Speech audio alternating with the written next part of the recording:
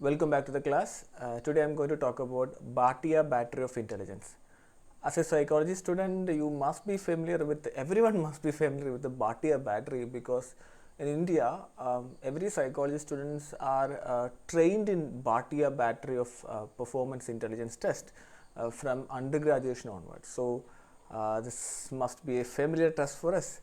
We'll look into what are the different content and who is Bhatia, these kind of things in this presentation. So I really would like to talk about this fellow, the Chandra Mohan Bhatia. Chandra Mohan Bhatia, C.M. Bhatia. He developed this test. He born in Uttar Pradesh, UP in 1914. So think about the time. He has done PhD in psychology from Edinburgh, University of Edinburgh. So he really received a foreign education in psychology, and he has done intelligence related works under Godfrey Thompson. So no wonder he has started to work with intelligence as a concept. These people are like pioneers in research in intelligence. And after PhD, he came back to India and he started a bureau of psychology, association for psychology, and he has done a lot of work based in that time. You have to think about the situation in India. So after his PhD, when he came back to India, it's almost at the time of independence. Okay, so all the struggle, separation, all these things were happening at that time. He wrote a book, Intelligence, Testing and National Reconstruction. It was written in 1949. Okay, so it has the intelligence test he developed has a lot of things to do with his perception about his country, India, and the patriotism he had towards country, and his vision about how a nation should be developed, reconstructed in his own terms. So this is a statement he has written is in textbook. I didn't read this textbook, but I was reading a blog written by Arjun Gupta. You will find this document in this link. It was given there. So in that, he had a feeling that in India at that time, most of the people are illiterate. Okay, so as they are illiterate, their intellectual capacity is not properly visible as per the test available. So he thought that a test has to be developed for the people who are illiterate too. And his idea was among the entire Indian population, intelligence test has to be done, administered, and among them all the intellectually gifted above average people has to be identified. Through them the reconstruction of India has to be done. He was a little overambitious, but it didn't happen. But that's the kind of perspective he had about the reconstruction and future of India. So he didn't want to intellect of the nation should not be wasted. So that's a kind of perspective he had, because at that time most of the tests were verbal oriented tests. So illiterates will not perform properly in that test. So that was a perspective he had. So when you use Bhatia's battery of intelligence, this is what you have to think. Now, what is the context in which he has developed this test? Now we'll go to what is intelligence battery developed by Bhatia. Okay, so 1955 he published this test in Oxford Press, I guess. So his connection with the Oxford Press in England education, European education, so that might have helped him to make the publications like that. That's my guess. Okay. Now according to him and researchers, Bhatia battery is supposed to measure general intelligence. Okay, so that the belief is that there's a common intelligence that can be measured like that. So you have to the multiple intellectual capacities, these kind of things are not coming to this picture. The idea here is there's a global intelligence that can be measured like that. In his test, there are IQ, that is intelligence quotient, and PQ, that is performance quotient. So if you have used Bhatia battery, you might know there are 5 subsets In that, 4 are performance related subset. One is that memory, digit memory kind of activity. So if you use the scores of these 4 activities, that's a performance quotient, and this 5 will give you an IQ, total score will give you an IQ quotient, like that. And one of the unique idea that he has proposed, I am really a big fan of that idea, that the ability to learn from the feedback is included in that test. So that means maybe still I'm making a statement like this. If you're done Bhatia battery, there's a strategy, like if a person fail in one level of a test, the experimenter is supposed to demonstrate that to the participant. That means the person failed in that activity, or the person is not able to do the activity within the given time, then that's a failure. Then the test taker, the test administrator supposed to demonstrate, see, this is how it has to be done. Not verbally, just show them this is how it is supposed to be done. So if the idea here is that a person with a good intelligence capacity can make meaning out of the procedure shown by the experimenter. That means the person has a capacity to learn from the feedback given by the administrator, and he can perform accordingly. That's a beautiful idea. I really like that perspective that he had. And this is a very, very popular test in India. Obviously, this test is a very old test and is not properly standardized. But so I think this became very popular because this has been using in academics since that period, 1955, after the publication. So every person who has graduated in psychology might have seen this Bhatia test. I'm not very sure about how frequently this is used in a clinical perspective. Now we have to think about BKT, the Binay Kamath test, which is very commonly used in the clinical setting. But about this particular test, I'm not very sure about it. Okay, so how frequently people use this test among for decision making in different contexts. But one thing is very clear: among academics, in academics, this test is very popular. Almost every institution in India who is offering undergraduate in psychology, they might have procured this particular Bhatia battery. It's a very, very popular test in India. This has standardized, the test is standardized in boys, see that, boys, and 1950s. That's such an old norm that we have, but we still use that one. It says that the scores is not much changed, like that. Very difficult to believe that, and I am a huge critic of this particular argument. Like it is this test is standardized among boys, and we are using this for everyone, cannot be justified, and it's very, very old data that we have. When you look at the other data like Wechsler test, let it be the Stanford Binet test, different Kaufman test, all of them have developed, re-standardized their norms based on the recent data. So this is the point we're still using 1950s data to to define or classify a person as intelligent or not intelligent or borderline, like that. Not a very good characteristics for this particular test. Now, age for this particular test is 11 to 16 years. So what about elders, or what about children? That's a question. Now, when it comes to scores, IQ scores, it range from 69 to 131. So that's a limitation. The scores range from these two categories.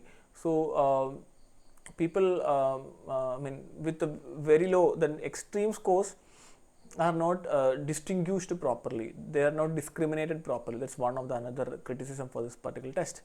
Another advantage for the test is there are separate norms for literate people and illiterate participants. That's a good aspect. Why he has developed norms for that? Because we have to think from the historical point of view.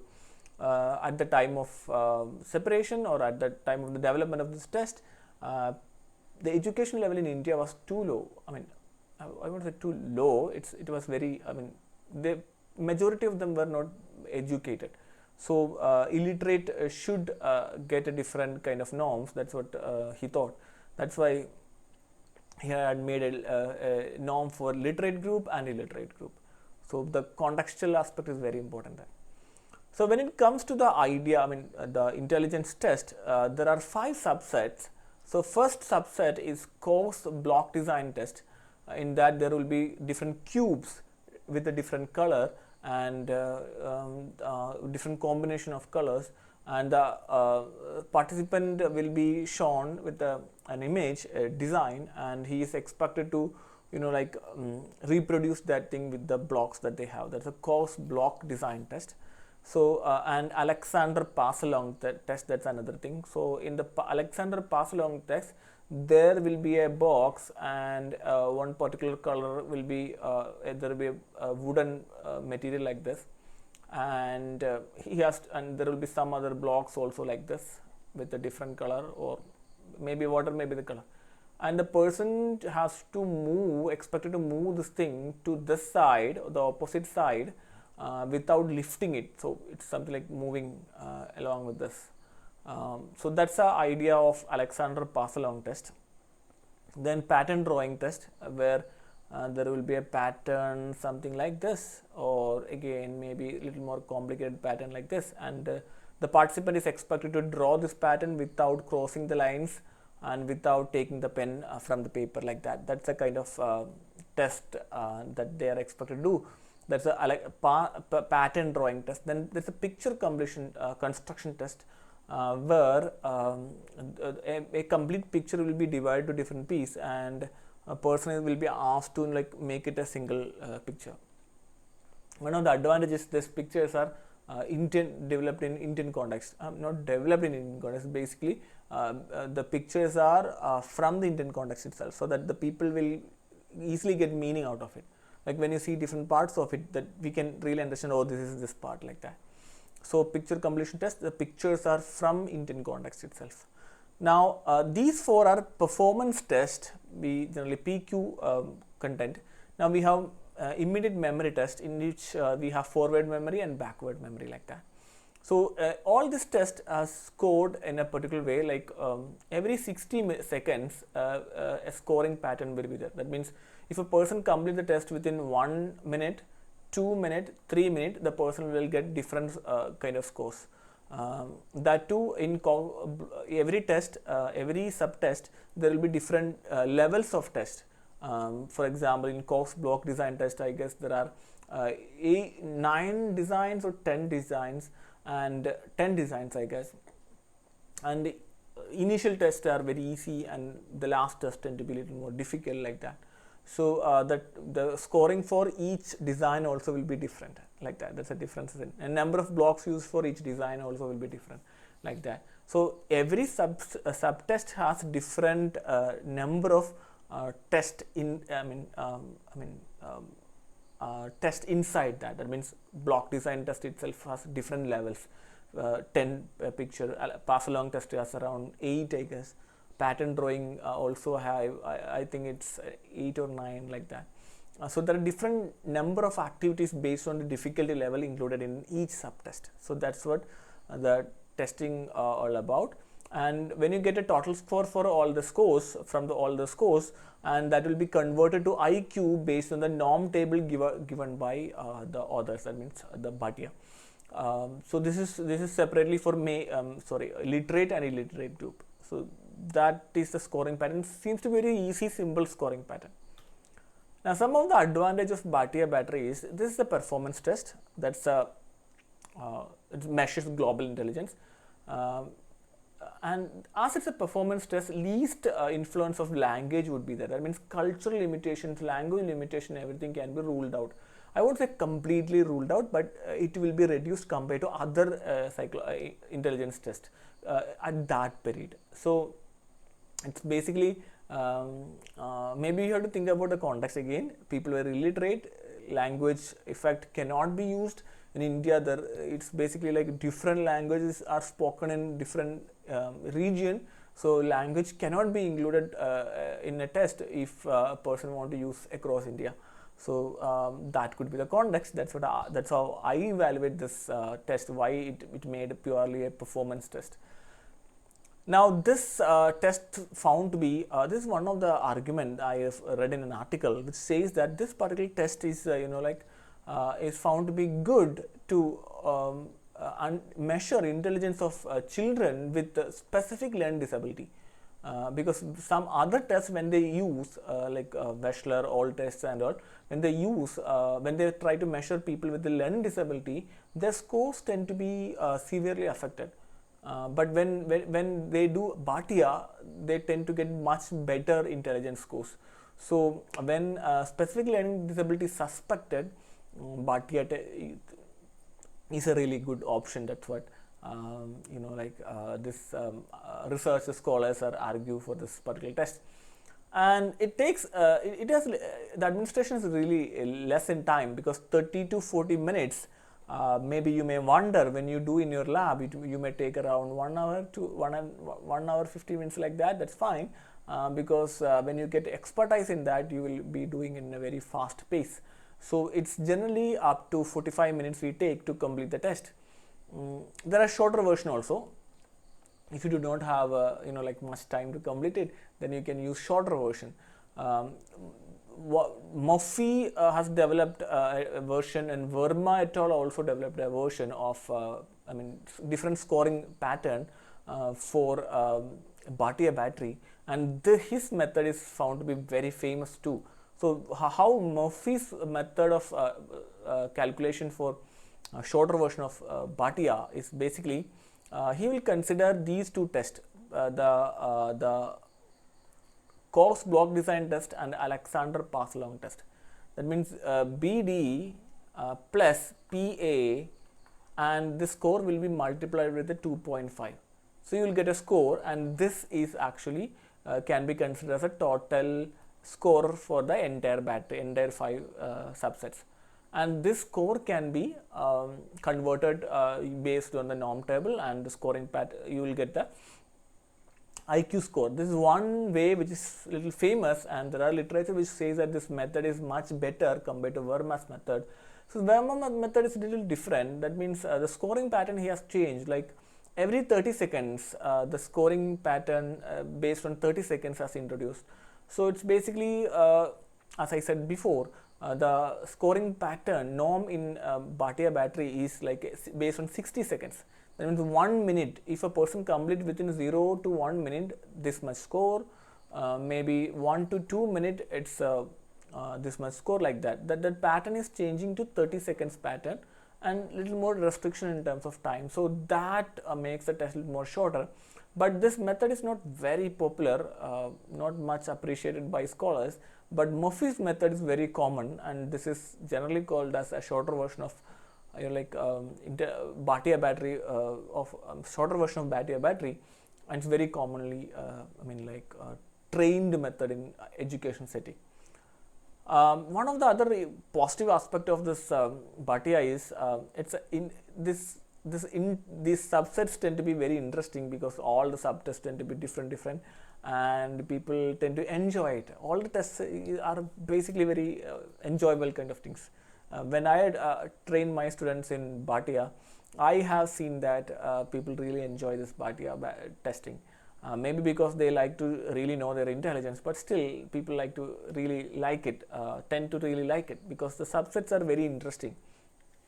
So they consider it as a game and they enjoy it. So that what's the relevance of it? Basically, people will be motivated enough to complete the test properly. So this is the one of the highlight that some of the scholars is arguing. And we have he has developed separate norms for literate and illiterate. That's another advantage. And it's very easy to administer and score. That's true. Very easy to administer and score, especially when you compare the BKT. It's super easy. You just get a score, find out the total score, convert to a IQ score. That's it. But compared to many other tests, this seems to be very simple. So these are the characteristics of Bhatia battery, and I think this test we should really know about this person, because like when you look into Indian versions of Bhatia, intelligence test, when I say Indian versions, what I mean is developed by people from India itself. We have Wechsler test, which is standardized in Indian context. That means Indian edition of Wechsler test is there.